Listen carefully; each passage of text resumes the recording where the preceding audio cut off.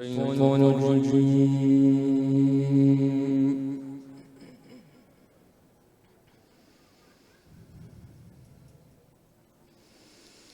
وأزلفت الجنة للمتقين غير بعيد.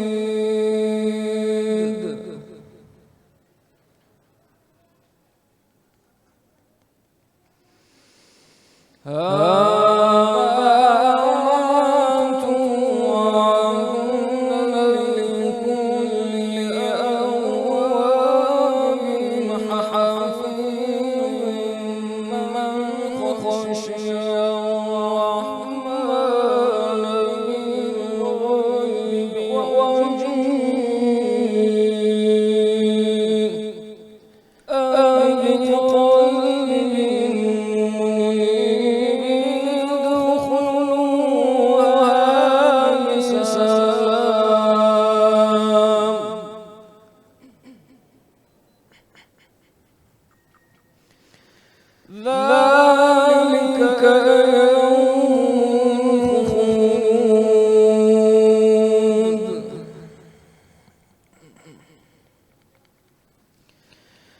لهم ما يشاءون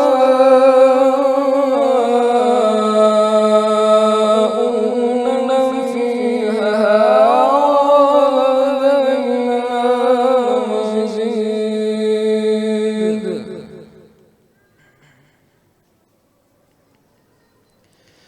وكم أهلكنا قبلهم من قوم هم أشد منهم بطشا فنقبوا في البلاد.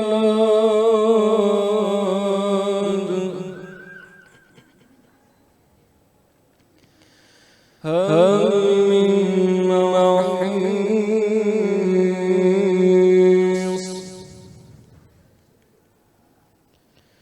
إن في ذلك لذكرى لمن كان له قلب أو ألقى السمع وهو شهيد.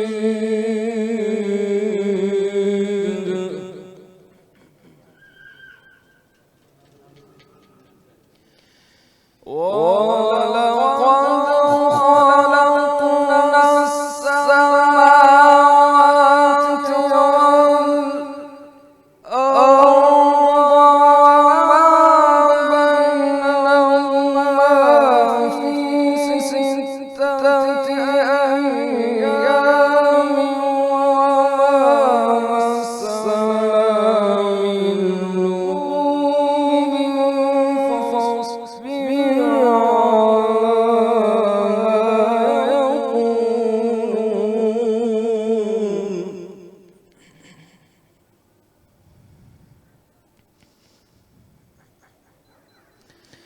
وسبح بحمد ربك قبل طلوع الشمس وقبل الغروب ومن الليل فسبحه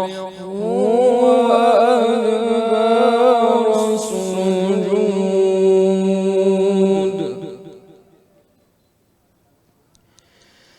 واستمع يوم ينادي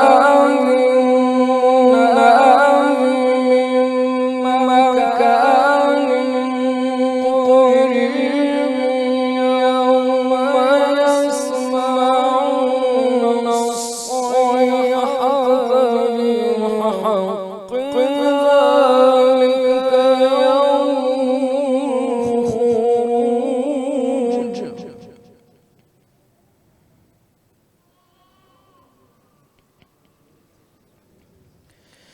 إنا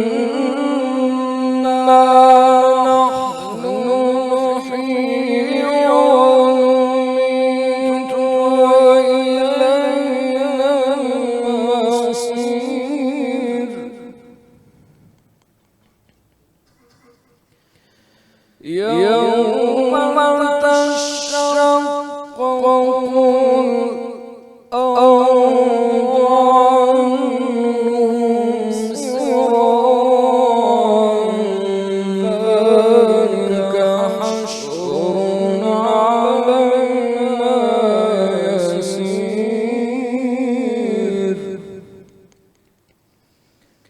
نحن أعلم بما يقولون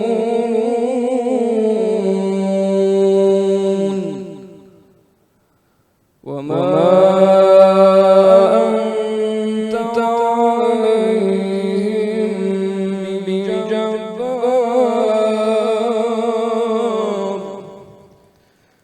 فذكر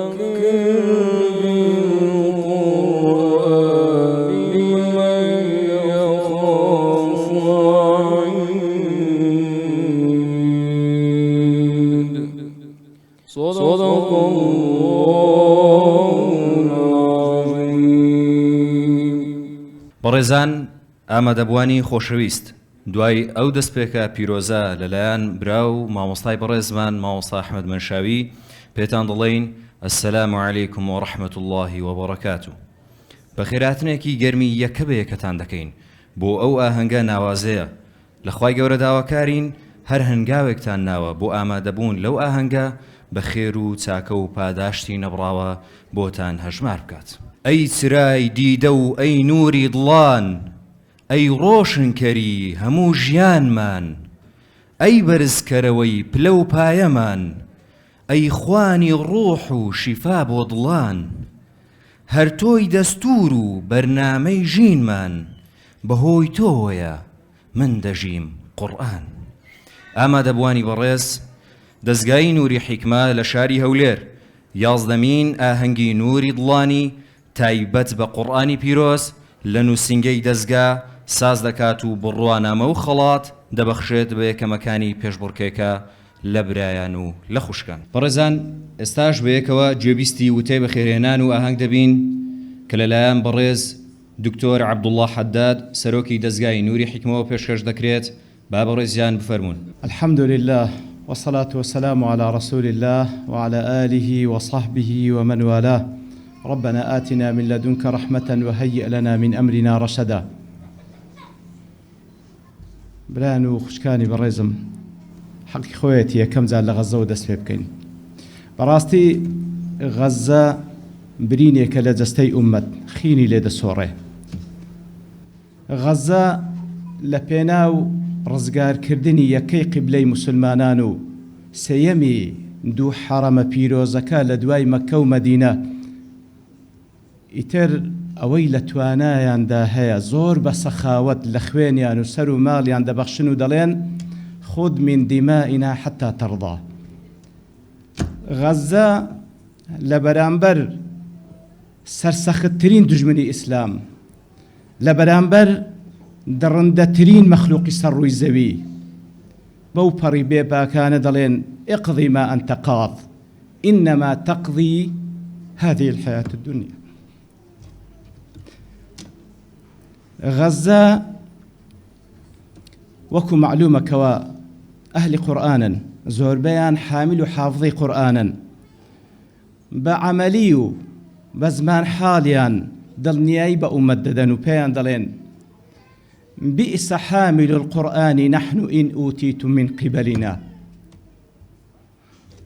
لخواي گەورە دەپاڕێنەوە یا ڕەبی خوایە بەهانەیان بێ، یا ڕەبی خوایە دەرگای ڕزق و دەرگای نەسرەت لەسەر ڕووی زەوی لێیان داخرا، یا ڕەبی خوایە لە ئاسمانەکان لێیان بکەیتەوە، یا ڕەبی خوایە بەهانەیان بێ، یا ڕەبی خوایە نەسرەتیان پێ ببەخشی، یا ڕەبی خوایە هەندەی دیکە عیززەتیان پێ ببەخشی، یا ڕەبی خوایە دژمنانیان ڕیسوا بکەی، یا ڕەبی خوایە ئیسرائیل ڕیسوا بکەی و هەموو ئەوانەی لە دوای ئیسرائیلیش یارمەتیان دەدەن، یا ڕەبی خوایە بە زووترین کات نەسرەتی خۆت بنێری و هەروها إسرائيل بكي بندي زمان لو دواي خوشي يا رب العالمين إنك على كل شيء قدير وبالإجابة جدير.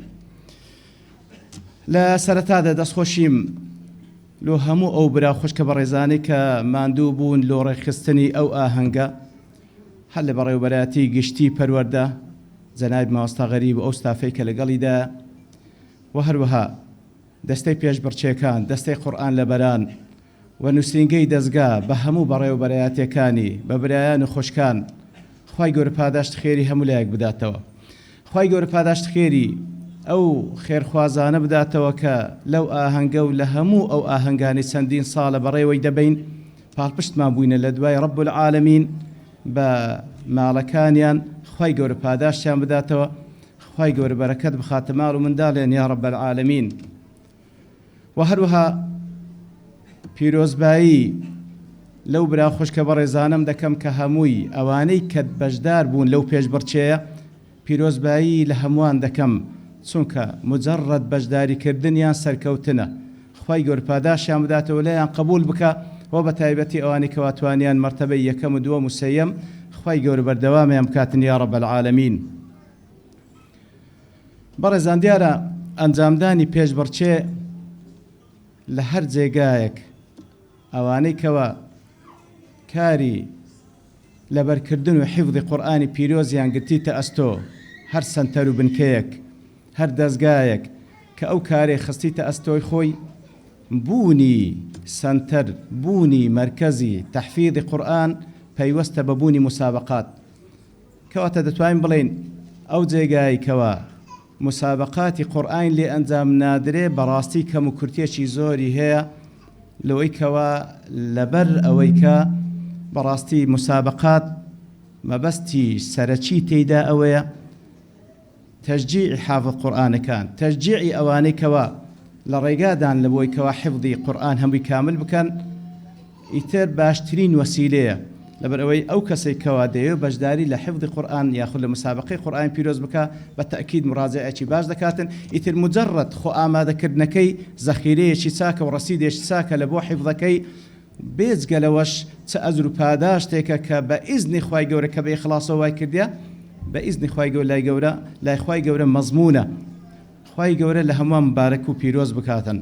بەڕێزان دیارە قورئانی پیرۆز لە هەر ڕوویەکەوە باسی بکەی هەر بەرەکەتە. وەکو معلوم جەنابتانە تەمەشا دەکەی تەنها لە خوێندنەوەی تاکە کتێبە کە فقط لە خوێندنەوەکەی هەر پیتێکی بە حەسەنەیەکە، وەکو پێغەمبەر صلی الله عليه وسلم دەفەرمی والحەسەنەة بعشر أمثالها. یعنی ئەگەر هەر حسابێکی بەسیط بکەین،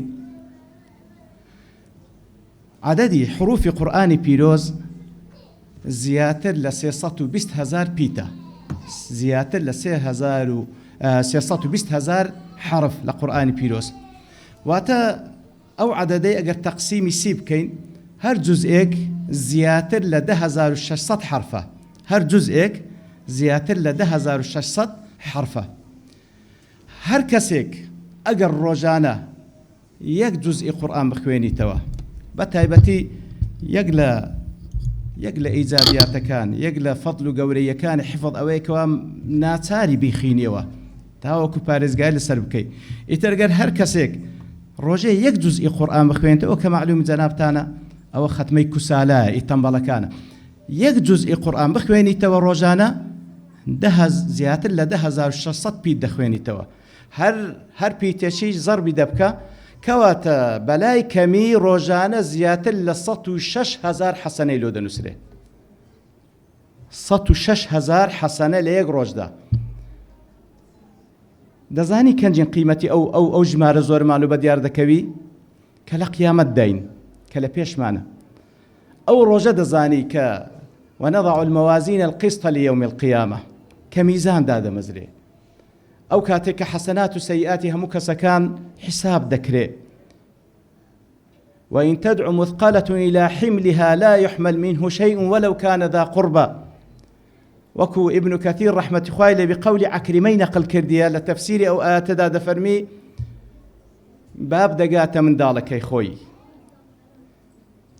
فالتزمه خوي بيدا شور دكاتوا كوري خوم كسي خوم لدنيا دا سبابيك بملبوت شو دي والله زور باش بوي دي والله يك داوا كارم هي اگر بمسقال زريك حسناتي خوتم بيشكش بكي تاوكو لما ترسي او روجه دربتسم ضلي والله زور آسانة او داوا كاري بلان بو خواي اخاف مما تتخوف من والله امرج دا ترسم لويك اتولي دا ترسي اتر وقيس على ذلك باب كور خيزان خوشك داي حموي او هابو الشيوه لوي او روجه براستي روجك يا أيها الناس اتقوا ربكم واخشوا يوما لا يجزي والد عن ولده شيئا ولا مولود هو جاز عن والده شيئا أو روجيكوا يوم يفر المرء من أخيه وأمه وأبيه وصاحبته وبنيه لكل امرئ منهم يومئذ شأن يغنيه لو روجدا دبينيوا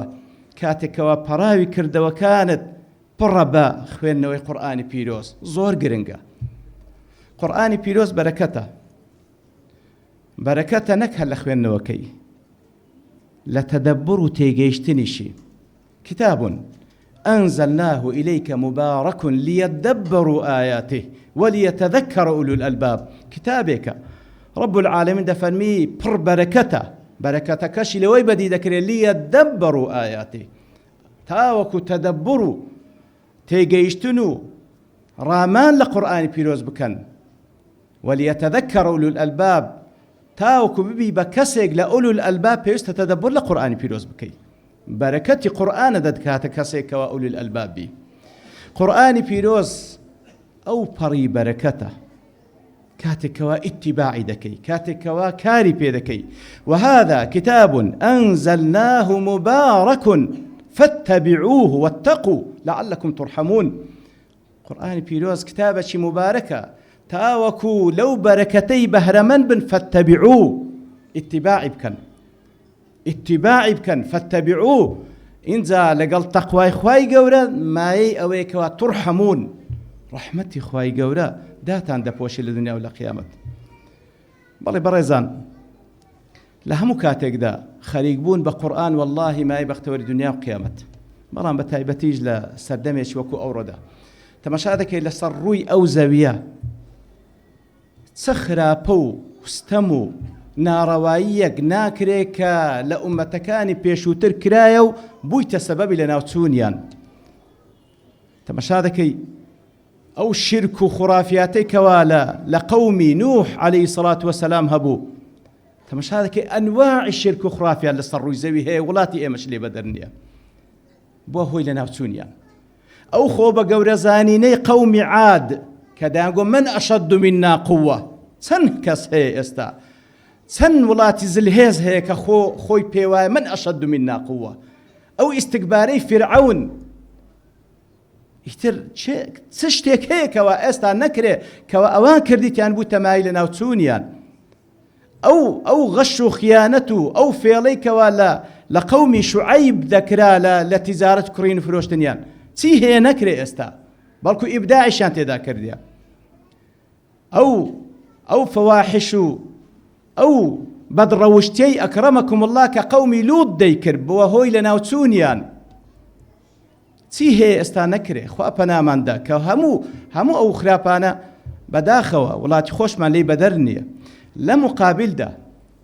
لە مقابلدا ئەگەر کەسانێکی چاکەکار نەبن وما كان ربك ليهلك القرى بظلم وأهلها مصلحون والله أجر أهل إصلاح نبي أو خراپەکاریانە هەمووی هەر یەک لەوانە سەبەبن بەڵکو ڕێخۆشکردن لە بۆ کاولبوون بەڵام ئەهلی ئیسلاح بەڕاستی بەوسەلەی ئەمانن ئەهلی ئیسلاح چێن بەڕێزان ئەهلی ئیسلاح خوای گەورە دەفەرمی وەکو لە سوورەتی الأعراف والذين يمسكون بالكتاب وأقاموا الصلاة إنا لا نضيع أجر المصلحين أواني تند قايم دستيان بكتاب قلت لك قرآن بيروزة وكو زانان دفرمون قولا وعملا إتر إيمانيان بهي ملكتن لبوي زي بزي دكن دعوة شيلو دكن بلقي أو إلى آخر دفرم والله لا يضيع أجر المصلحين كواتا نكلو خويان يمسكون بلكو دعوة شيلو دكن إنكاريش دكن لسر وكسي كوا كاري بيناكا أواني تندستيان بقرآن بيروز قرتيا وأقاموا الصلاة وهروها دستيان بقرآن بيروز قرتيا قولا وعملا لازمني أوشو قرينك ترين كاركانشان وأقاموا الصلاة لبروكو زانان دفرمون براستي نويش ميزان إيمانه أوي كوا لنويجكاني تاكو راستو دروس بي بالتأكيد لباقي كردو كاني راستو دروستا وأوي كيكم شتيش حسابي لقل ذكري للروج قيامة أقل لحسابي نويجكاني درتو أوي لدواي ويدي آسان ترى والعكس بالعكس خوابنا من ده أو زاد فني والله لا يضيع أجر المصلحين كواتب راستي أواني دس بكتابي خواي قوردا قرن قولا وعملا ئەوانە نەکەوا بەڕاستی ئەهلی ئیسلاحن وەخوای گەورە سوبحانەوە وتعالە هەوڵ و کۆششیان و ماندووبوونیان بەزایع نادا بەڵکو دەیگەینیتە ئامانج بە ئیزنی خوای گەورە سوبحانەه وتعالە. لەخوای گەورە داواکان لەو کەسانە بین کەوە ئەهلی ئیسلاح بین، تند قایم دەست بە کتابی خوای گەورە بگرین، هەتا لە دنیا داین لە خزمەتیدا بژین و لە سەریدا بمرین و ڕەجاشمان وایە خوای گەورە سوبحانەه وتعالە شادمان کاتەوە بە شەفاعەتی پێغەمبەر صلی الله عليه وسلم و بە شەفاعەتی قورئانی پیرۆز. پڕ بەدڵ بەخێر هاتنتان دەکەم، خوای گەورە پاداشتان بداتەوە. وصلى الله وسلم على نبينا محمد وعلى آله وصحبه أجمعين وآخر دعوانا أن الحمد لله رب العالمين. زۆر سپاس کاکتۆر گیان، خی گەورە پاداشی زۆر بەڕێز دکتۆر عەبدوڵڵا بداتەوە. هەر بەڕێزیان بفەرمون بۆ بەخشینی سمبول بە ئەهلی قورئان، سمبولی ئەهلی قورئان بە یەکەمەکانی 11مین پێشبڕکەی نووری دڵان لە برایان.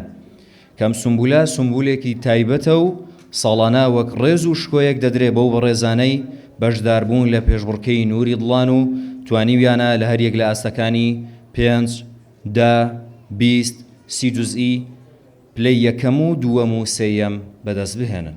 من پەروەردەی قورئانم، پاکی کردوتەوە گیانم، من قورئان فێری کردوم، بۆیەوە بەرزە شەنم، دڵێت تێنووی قورئان بێ، هەردەم لە یادی دەبێ، هەرگیز پشتی تێناکە تا ئەبەد لەگەڵی دەبێ.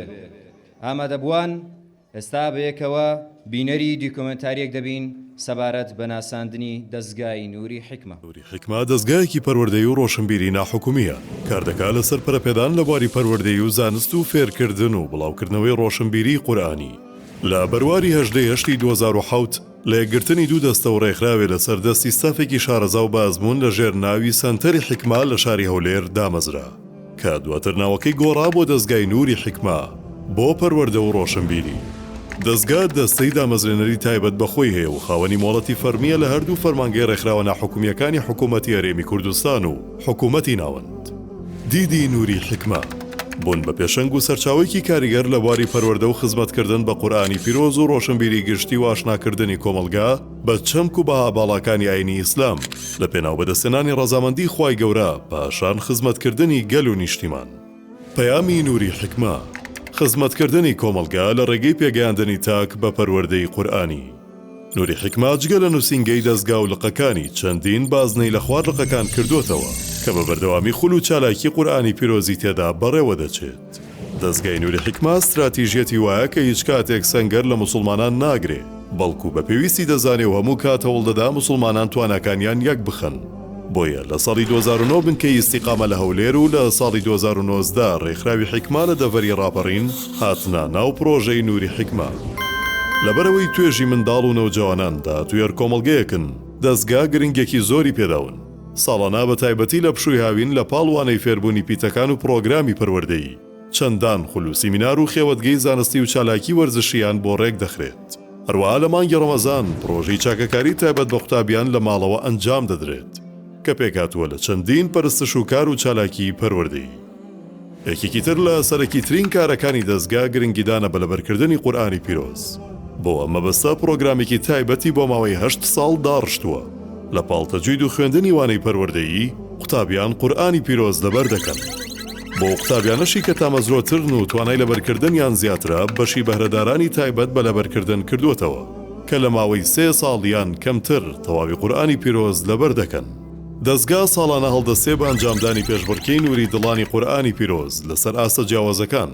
ئەمە جگە لە هەڵسەنگاندن و بەخشینی بڕوانامە بەوانەی کە هەموو قورئانی پیرۆزیان لەبەرە لەلایەن لیژنەیەکی تایبەت سەربەدەستەی قورئان لەبەران کە ئەرکی ئەم دەستەیە سەرپەرشتیکردنی قورئان لەبەران و پەرەپێدان بە توانەسوولی هاتووییان لە ڕێگەیدانانی خشتەی پێداچوونەوەی قورئانی پیرۆز و هەڵسەنگاندنی بەردەوام و کۆڕ و سیمینار و خولی تایبەت. دەستگا گرنگی دەدا بە ماڵەتی دروست خوێندنەوەی قورئان کە لەلایەن دەستەی باڵای ڕاستاندنی قیرائەتی قورئانی پیرۆز سەرپەرشتی دەکرێت. سوپاس بۆ خوا ساڵانە لە نووسینگە و سەرجەم لە قوبازنەکان بە سەدان قوتابی لە خوشکان و برایان ڕشتەی پەیوەست دە ڕیوایەت و قیرائەتە جیاوازەکان وەردەگرن. دەستگا گرنگی تایبەت دەدا بە بەرەو پێشبردن و بەرزکردنەوەی ئاستی زیاتری ئەندام و مامۆستایانی. بۆیە لەم پێناوەدا ئەکادیمیای نووری حکمەی ڕاگەیاند کە کۆمەڵێک تەوەر و بابەتی جیاواز و هەمەلایەن لەخۆ دەگرێت. جگەل لەم کارانە دەستگا بە بەردەوامی هەڵدەستێ بە برەودان بە بیری ئەلوەسەتیە و پتەوکردنی پەیوەندی لەگەڵ دەستگا و ڕێکخراوە هاوشێوەکان، هەروەها سازدانی خول و سیمینار و پانێڵ و پێشانگای کتێب و خولی ئۆنلاین و چالاکی وەرزشی. ئەمە جگە لە نووسینی چەندین کتێب و بڵاوکراوە لە بوارە جیاجیاکان، ئەمەش لە پێناو پەرەپێدان و بەرەو پێشبردننی توانای ئەندام و مامۆسایان و قوتابیانی دەستگا بە تایبەتی و سەرجەم چین و توێژەکانی کۆمەلگا بەگشتی. هەموو ئەو کار و چالاکیانش بە پاڵپشتی دارایی خێرخوازان و بەشداری ساڵانەی خولەکان ئەنجام دەدرێن لەلایەن پۆلێک لە خۆبەخشان لە برایان و خوشکان.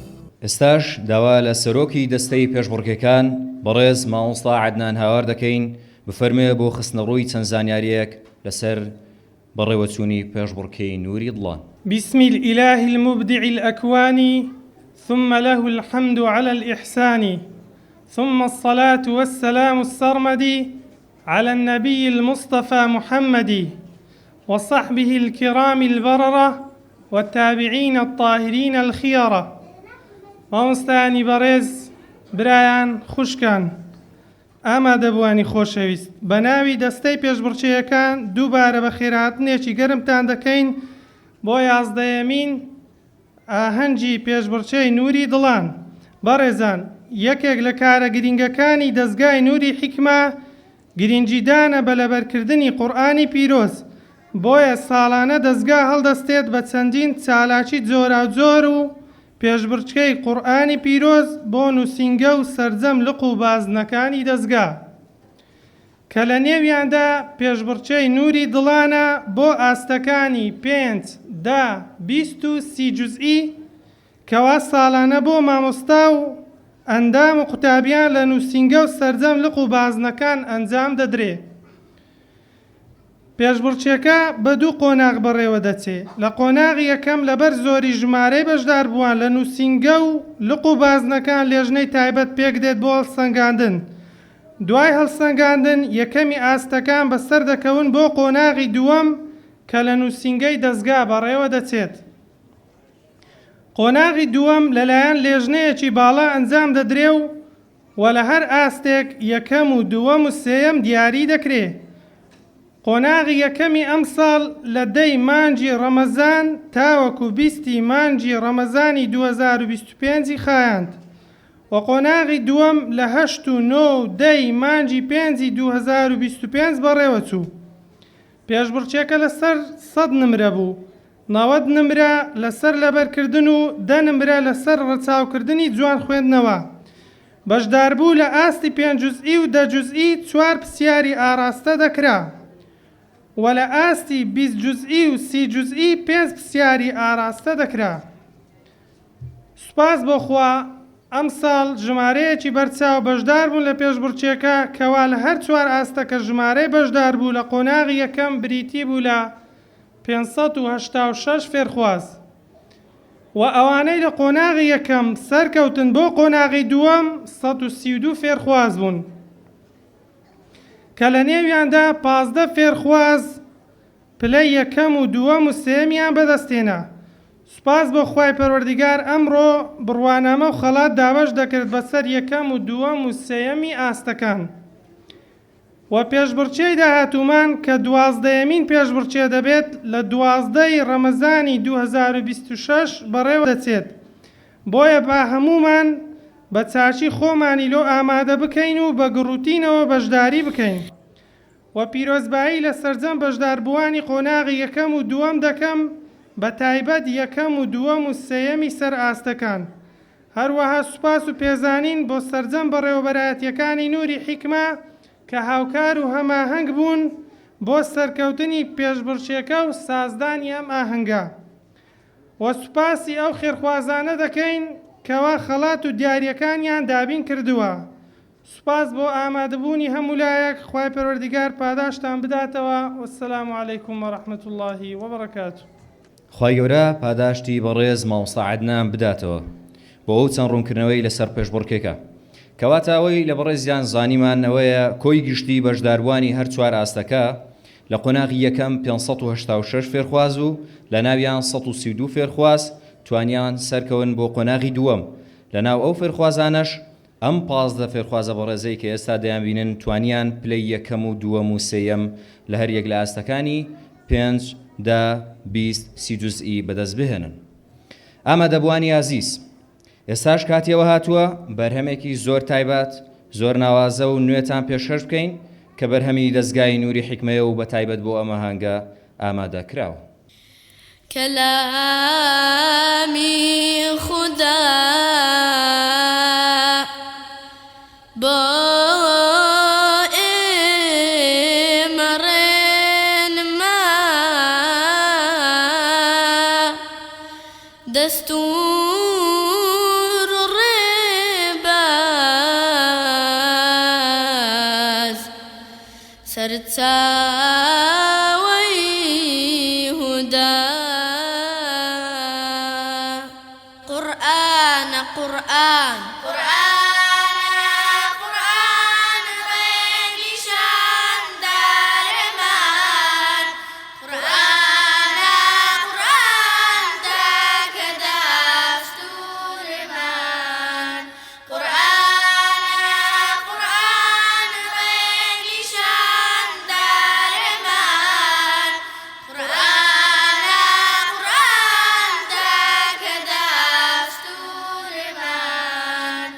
لەباری بکەی هەمکاری پێ بکەی، تکات بۆ دەکا هەموو کات قورئان.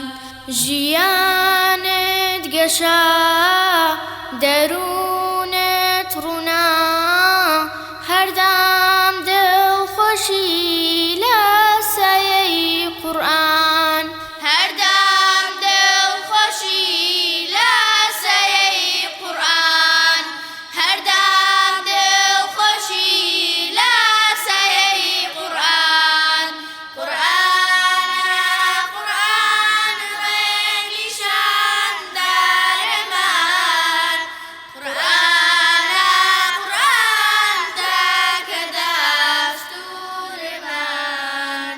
مشخاڵی ڕێبازی بۆ لەخوا ترسان، هەواڵی شەو نوێژی بۆ بڕواداران.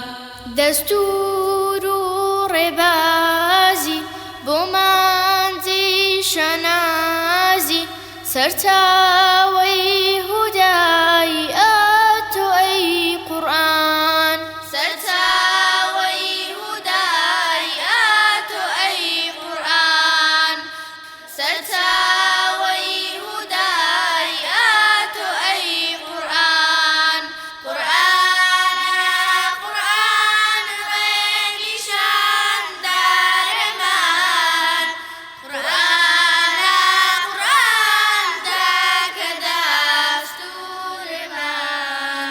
ذکری حاکمی بۆ دڵان دارمەنی، هیدایەتی خوایە قورئانە قورئان. بەهاری دڵانی ڕووناکی چاوانی، ڕەحمەتی خودای ئاتۆ ئەی قورئان.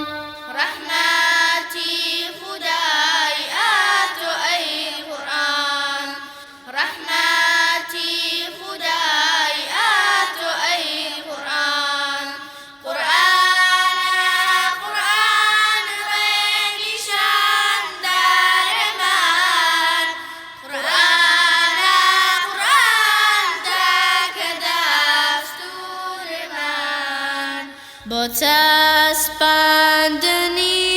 دەستور و حوکمی تۆ، خەباتی بۆ دەکەین بە تاک و بەکۆ. بەڵێن بێ بەڵێن هەتاکو دەمرین، هەردام لە سایەی قورئانە بژین.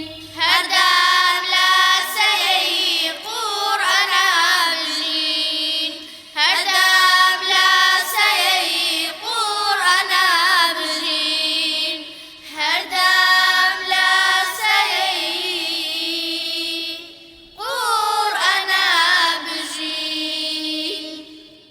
قورآن نوری ڕڵانە دەستور و یاسامانە قورآن لە هەموو کارێ پێشەنگ و ڕابەرمانە هەمیشە لە یادت بێ قورآن بەرنامەی تۆ بێ تاکو دەگەیت بە یەقین با قورآن هاودەمت بێ بەڕێزان دەست دەکەین بە بەخشینی بڕوانامە و خەڵات لەسەری یەکەم و دووەم و سێمی ئاستەکانی 30 جوزئی و 20 جوزئی و 10 جوزئی و 5 جوزئی داوا لە بەڕێز دکتۆر عەلی جەلال سەرۆکی لێژنە دەکەین بفەرمێ بۆ سەر ستەیج بۆ پێدانی بڕوانامە و خەڵات سەرەتا لە ئاستی 30 جوزئی دەست پێ دەکەین قورآن لەبەری نووسینگەی دەستگا فاتیمە عیدان عەبود دەرچووە بە پلەی یەکەم بە نمرەی 98.5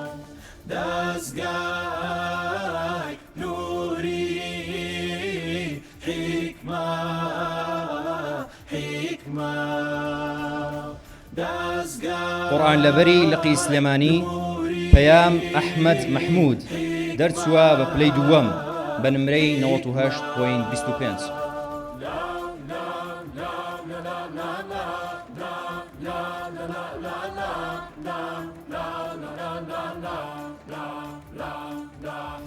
قورآن لەبەری لقی کەرکووک شەیما خەلیل حەسەن دەرچووە بە پلەی سێیەم بە نمرەی 98 ئادابەکان فێر ئەکرێن بە ئیسلام ئاشنا ئەکرێن بە شوێن پێغەمبەرمان ئەبرێن بەرەو ئاواتمان پرسیارێکم بۆ دروست بوو لەوانەیە پرسیاری بە ڕێزانەی تەنها بڕوانامەتان بەخشیەوە بە ڕێزانەی کە لە ئاستی 30 جوزئی بەشداریان کردبوو بزانم شتێک هەیە لەو بابەتەی بسم الله الرحمن الرحیم بۆ ئەو بابەتە پێم خۆشە سەرۆکی دەستەی پێشبڕکێیەکان بەڕێز مامۆستا عەدنان بفەرمێ بۆ ڕوونکردنەوە بۆ خەڵاتی قورآن لەبەرانی ئاستی 30 جوزئی. سوپاس بۆ خوای پەروەردگار و پاشان سوپاس بۆ ئەو خێرخوازەی کە سێ گەشتی عومڕەی بۆ یەکەم و دووەم و سێیەمی ئاستی 30 جوزئی دابین کردووە. خوای پەروەردگار پاداشتی بە خێریان بداتەوە.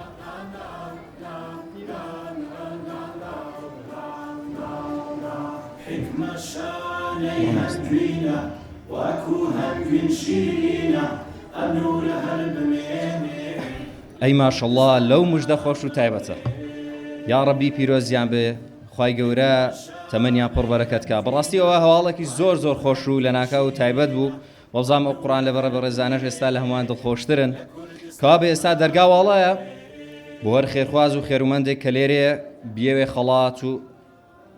خەڵاتی عومڕە پێشەش بۆ بە ڕێزانە بکە کە لێرانن خوای گەورە پاداشتی کاکتۆر عەلی بداتەوە. داوا لە زۆر بەڕێز مامۆستا سیان محەممەد ئەندامی لێژنە دەکەین کە بفەرمێ بۆ پێدانی بڕوانامە و خەڵات بەسەر ئاستی یەکەمەکانی ئاستی 20 جوزئی بەشداربووی نووسینگەی دەستگا حەلا سەلاح ئەحمەد دەرچووە بە پلەی یەکەم بە نمرەی 91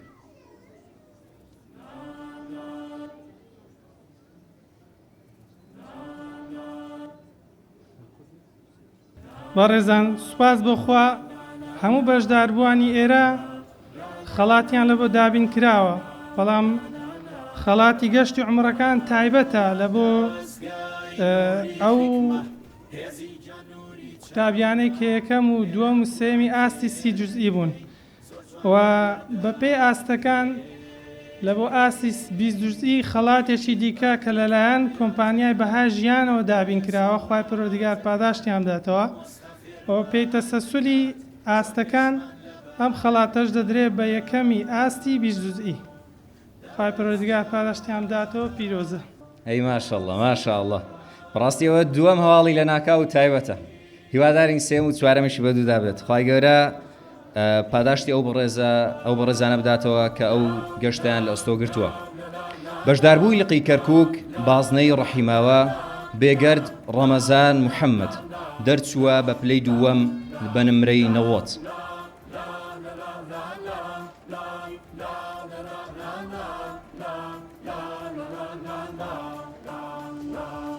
بەشداربووی نووسینگەی دەستگا مەسعود مطەلیب حەمەدەمین دەرچووە بە پلەی سەیەم بە نمرەی 87.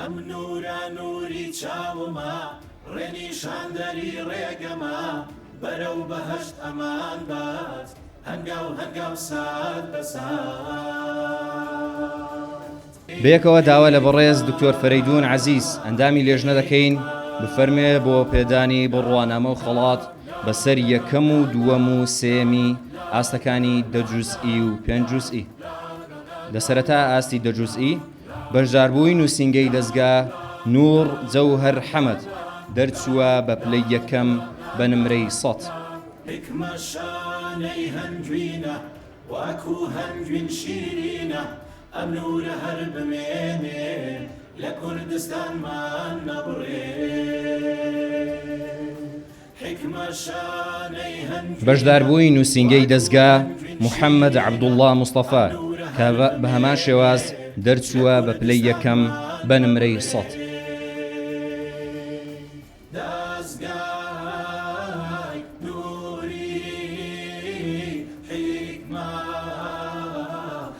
بەشداربووی لقی گەرمیان ئەحمەد گۆران نەجمەدین دەرچووە بە پلەی دووەم بە نمرەی 99.5.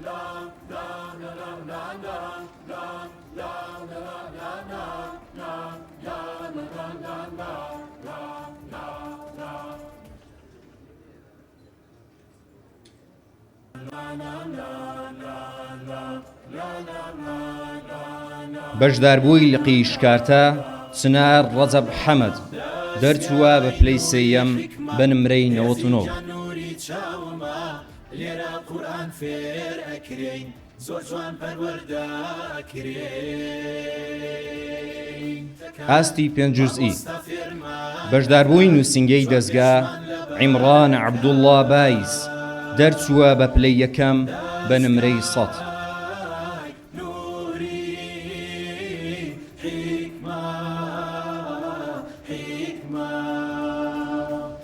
بەشداربووی لقی سلێمانی ئەژین ستار شەریف بە هەمان شێوە دەرچووە بە پلەی یەکەم بە نمرەی 100.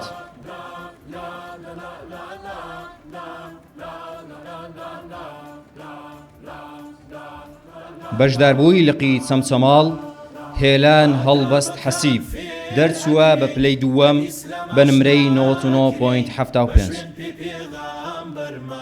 ئەبرین بەرەو ئاواتمان ئەم نورە نوری چاومە.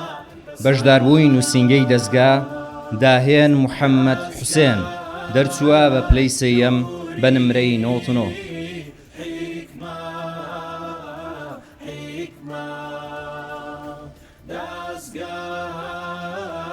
بەشداربووی لقی سلێمانی بازنەی سێتوان سەناریا داوود عەبدوڵڵا بە هەمان شێوە دەرچووە بە پلەی سێیەم بە نمرەی 99.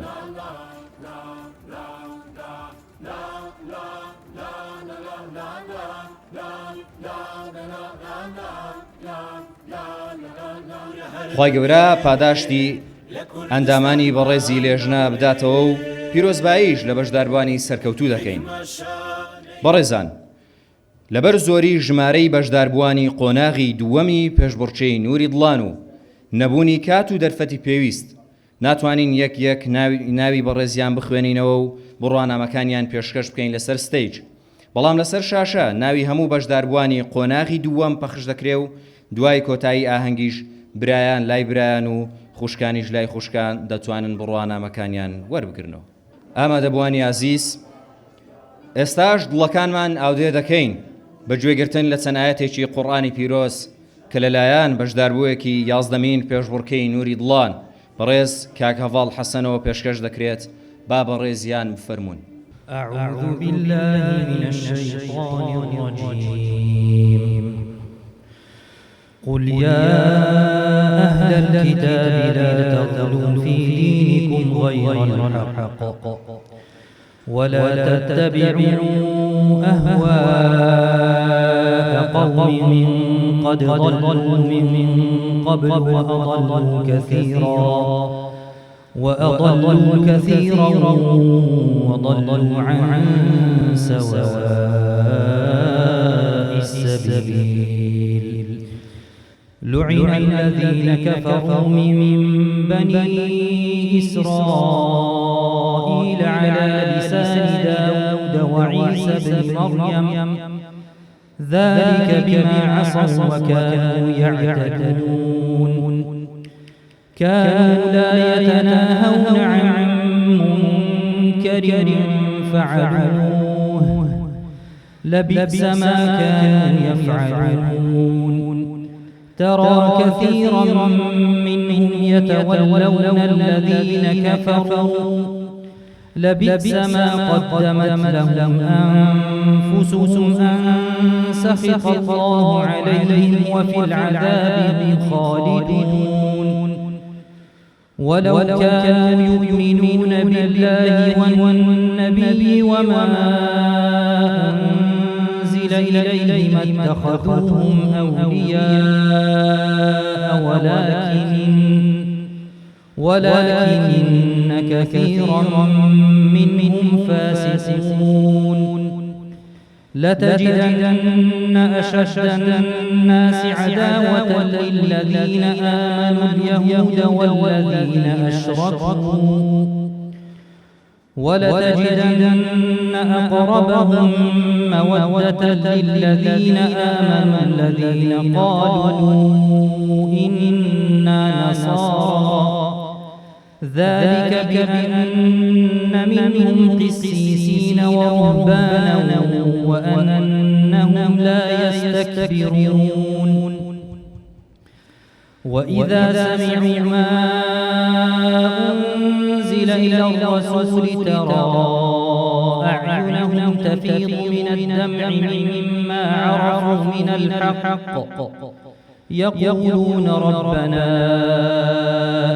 آمنا فاكتبنا مع الشاهدين وما لنا لا نؤمن بالله وما جاءنا من الحق ونطمع أن يدخلنا ربنا مع القوم الصالحين فأثابهم الله بما قالوا جنات تجري من تحتها الأنهار خالدين فيها وذلك جزاء المحسنين والذين كفروا وكذبوا بآياتنا أولئك أصحاب الجحيم صدق الله العظيم ئامادە بوانی خۆشەویست سپاس بۆ خوای پەروەردگار لەلایەن خێرخوازێکی دیکەوە دوو گەشتی عومرەی تر کرا خەڵات کەوا بوو بە پێی تەسەسولی ئاستەکان لە بۆ دووەم و سەیەمی ئاستی 22 دادنرا پیرۆزە ئامادەبوانی خۆشەویست و ئازیز پێشەوەی کۆتایی بە ئاهەنگەکەمان بێنین بەبیر خۆمان دێنینەوە هەروەکو جەنابی ماوە سەعەدنان سەرۆکی دەستەی پێشبڕکێکان ئاماژەی پێدا پێشبڕکەی داهاتوومان کە 12مین پێشبڕکەیە لە 12ی مانگی ڕەمەزانی داهاتوو بەڕێوە دەچێت با لە ئێستاوە چاک خۆمانی بۆ ئامادە بکەین و با زووی لێ هەڵماڵین و بەرنامەیەکی تۆکمەی بۆ دابڕێژین خوای گەورە یارمەتی دەر و پشت و پەنای هەموو لایەکمان بێت لە کۆتاییدا و بەو ئەندازەیە ئاهەنگەکەمان بە پایان گەیشت سوپاسی هەموو لایەکتان دەکەین و ئامادەبوونتان بەرز دەنرخێنین سوپاسی کەناڵەکانی ڕاگەاندن دەکەین بەتایبەت کەناڵەکانی سپێدا پەیام بانگەواز و ئەو کەناڵە بەڕێزانەی کە ئەرکی گواستنەوەی ئاهەنگەکەیان بە شێوەی ڕاستەوخۆ لە ئەستۆگرت خوای گەورە پاداشتی هەموو لایەکتان بداتەوە وەسەلام عەلەیکم وەڕەحمەتوڵڵاهی